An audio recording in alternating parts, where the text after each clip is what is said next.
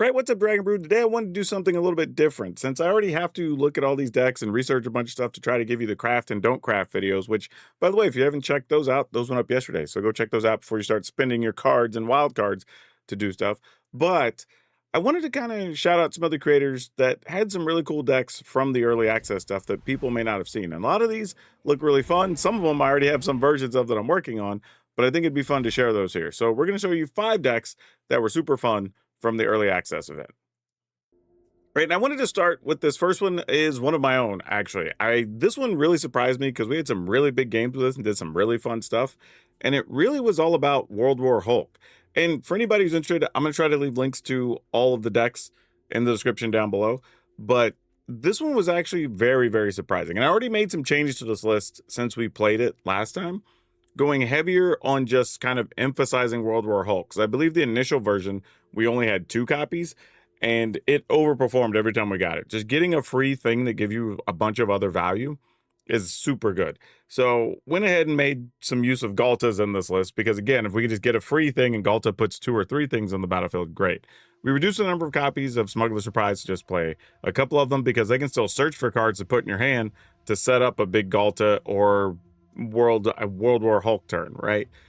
And we decided to go ahead and leave 2 of Earth's Mightiest Heroes and go ahead and play some random encounter. And I think all of those work well together. The only thing left I'm considering is, does the deck still need Calamity since we added some more legends? However, you can still copy Overlord of the Boiler Bilges, you can still copy Voltborn Tyrant, and you can even still copy Craterhoof.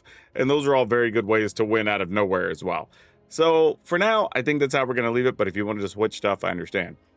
And we still have some non-creature mana, which is a very big deal. So considering like Avengers Disassemble that's going to be running around, I think that's still okay with the shared roots and the adventure side, or Omen side, I should say, of the Bloomvine region. But yeah, if you're looking to play World War Hulk or even just do crazy stuff with random encounters and whatnot, this was a really nice upgrade to that deck that was a whole lot of fun. And the best thing about this is that you just get to play with big dumb creatures that you never really get to play with, right? I think this gives us that justification to go big and over the top, which is always fun, right? Especially if you're just trying to play on the ladder. And some of you might be wondering why some of these cards are in red, because I'm recording this between early access and the set going live. You'll probably see this on the day the set goes live on Arena. So I'll cover the cards that are on the list. But this list comes from Swayze, and this was actually really fun because it made use of Alien Invasion. Just this really cool card that is making a creature every turn that's progressively bigger. And if you've played other cards like this is a card that's always a lot of fun, right? Urabras Forge, I believe is the most recent version of this, but there was like a Boros card from the second go round in Ravnica, I believe. Like, we get a version of this card every so many years, but this was actually really cool because I've been working on a version of this myself. It's still really, really good. There's a lot of fun stuff going here, but you do have to kind of want to play a control style deck. But where I think Swayze really had a good time with this one was with Full Throttle, a card that people have forgotten about from Aetherdrift that actually lets you get a bunch of extra attack steps, which is awesome because if this triggers at the beginning of combat on your turn, then you get to do it again and again, right? Back to back to back. And then also getting to take you advantage of Kin Binding. And I feel like on this channel, we've played Kin Binding in, I don't know, probably 3 or 4 different decks now. And it seems just anytime you just have something that's making more tokens, this card just gets progressively better. So if your Alien Invasion tokens are just going to be bigger each time for free, like sure, why not? Playing some other good cards like Avengers Disassembled, so you can clear the board, along with Day of Judgments, White Aura Sight, which does give you the mana to help with some other stuff.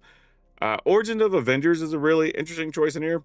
It lets you put a hero card with mana value 3 or less for your hand on the battlefield. If you don't, you draw a card. So oftentimes, because there's no creatures in this thing, you're just going to be drawing the card from it. And then put a +1/+1 counter on each creature you control. Could be some invasion tokens, depending on whenever you play this, right? Or Kin Binding tokens, I suppose. I think my version was a little different, playing some Planeswalkers and whatnot. But yeah, this was a lot of fun. But a lot of good stuff going on with this list. And I will say this too, for all the lists I'm going to show, these were all first run versions of these decks, right? They were all played in early access. They will probably all get updates or need some things along the way, but I'm showing them because they're cool ideas for people to play for the first go round. But yeah, this is one I'll definitely be playing a version of sometime in the next couple weeks on the channel. I thought this was really cool. I just realized I got my list out of order. I showed the other deck number 2. This is the number 2, on my, not that they really matter. There's no, it's not a ranking. It's just this order I had them in. But yeah, so this is from Mythic Mike. It was a artifact deck, blue and red, being a little bit different than some of the other stuff we've seen, trying to take advantage of Hydra Assault Robot, right? There was already things that put the extra creature or the extra artifact onto the battlefield, and then this lets you deal extra damage for those. And it's really taking advantage of Ravenous Robots, because every time you cast an artifact, you get to make a 1/1. And then same thing with the Pinnacle Emissary, right? You also make the 1/1 drone. So those are dealing damage each time, and then just trying to go big after that, right? Like you're pumping all your creatures with the Chrome Dome. You're able to use Leasing Extruder to turn your 1/1s into 3/3s. Again, also triggering the Assault Robot. Like the only thing it didn't have that I was a little surprised is the whatever, I was about to say the golf clubs, but the red artifact that makes your creature bigger for the number of artifacts you control. It also was playing Machinesmith Automaton, which is very cool. 3 mana, 2/2, a trample. Whenever the other artifact you control enters, put a counter on this creature. It's a little pricey for a 2/2 for my liking, and it needs to grow, but it wasn't a bad choice, and it was cool to see him try it because I mostly overlooked this card, and I might still replace this if I play this list, but I do think it's actually cool to at least see somebody try it. And that's the thing about a lot of these early access lists, is getting to see cards in action that you wouldn't normally get to see and get the experimentation from it, right? That's what this whole event is for, is just to show all the cards off and how they work. So it's cool getting to see this. Now, it was awesome that he was playing the Iron Man armor. And this is one of the better equipments that we've gotten in quite a while, because if you don't have anything to put it on, you can just pay 2 and turn it into a creature itself, which is kind of awesome, right? And it gets bigger for the number of artifacts you control, which is actually very neat. But giving something +2/+1 and flying is always helpful. It's just all around a really good artifact to have in this list, and good for the late game too, which is really nice. So yeah, lots of cool stuff going on this list. You know, credit to Mythic Mike. I think my version would probably look a little bit different, but I like all the ideas that are going on here. This is actually really cool. Yeah, this list was Merfolk, and it comes to us from Doomwake. And I like this one for a couple of reasons. One, it kind of goes back and makes use of some of those Merfolk cards from Lorwyn that really kind of got played for a couple weeks and then disappeared. So it's cool to see some of those back. And he took a chance on some cards that I think some people may not have considered playing in this list, which is very cool. But one of those cards is Super Intelligence. Enchant creature at the beginning of your upkeep that of enchanted creature's controller, that player draws a card, right? So this is a way you can just put it on your own stuff, just draw cards very cheaply, which is nice. Obviously playing Namor the Submariner, because you cast spells, you make extra Merfolk, and he gets bigger, and he's flying. But Secret Invasion was the one I found the most interesting. So when it enters, exile up to one target creature other than enchanted creature until this aura leaves the battlefield. That's a very funny sentence, but it's a rules thing.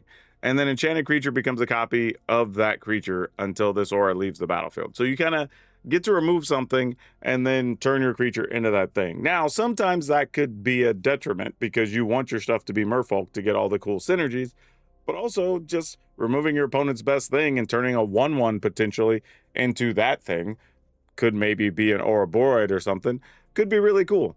So it was neat to see that card in action. What would I change about this list? I don't really know. I wasn't a big fan of Harmonized Trio the couple of times I tried it, so I might be willing to give this card another chance, but of anything on the list, this is probably the thing I might cut. It was the most unimpressive for me every time I tried to play it. But overall, this is a fun list. If you're looking to play Merfolk or you wanted a fun starting point for Namor, this could be it. Probably 1 or 2 extra counter spells floating around could be very helpful. But that's probably about it. You know, like I said, maybe some counters more than anything else. But this was actually fun to see these I say old being what, like 5 months ago? Like, it wasn't even that long ago. But getting to see these back in action and doing something in this list. Really cool. So, you know, hats off to Doomwake on this one. And I'm sure multiple people played some version of this deck, but I'm just going to use the one that MTGJoe played, because I think it was the last one in the rotation of things that I saw, and I thought I should probably talk about this because it's a deck that's been out there. And if nothing else, I think the deck you're just going to need to know about, because versions of this already exist, and this is kind of the update to it. But what we'll call the big Izzet spell combo deck, right? We'd already seen it where it was taking advantage of Sonar and the other little guy that, like, when you play a spell 5 or greater, you get the extra mana, right? This kind of replaces that with Thor just to get the extra damage off it and the ability to replay stuff out of your graveyard. And then just playing a bunch of big spells. Obviously, if you can get the improvisation capstone off with Thor, then you're obviously doing a ton of damage and getting to replay some other silly spells. Ashling's Command's another great card when you're already mid combo with Thor, because then you can either generate the treasure if you need more mana, or just get more cards to use up the other mana that you have, and then just kind of keep the combo going. And this is the type of deck that you could be behind, and then, you know, in one big turn, play Thor, cast something, and start comboing off. So yeah, this is definitely still going to be out there. I think it's going to be something that people are going to have to keep their eye out for, or even other versions of this deck just adding in Thor for the replay value and the extra damage, right? Because it makes it easier to combo. But yeah, this is one I just wanted to put on people's radar. Pretty big update to an emerging deck, actually. I don't know how popular we'd say it was, but this could be the type of card that pushes it over the top. And you do get to take advantage of Mjolnir, which actually just is a removal spell that you could potentially replay with Thor, which is kind of wild. But yeah, overall, I thought those were really interesting decks to share, using some new cards that people are pretty hyped about. So maybe you see some ways to use some stuff, but I expect over the first 2 or 3 weeks, we're going to see a lot of cool decks with cards out of this set. But yeah, if you haven't seen them yet, we're going to go ahead and link the craft, don't craft videos. So you should check those out and see if you can find something there that helps you out your next bit of deck building. But that's all I have for now. We'll see you next time.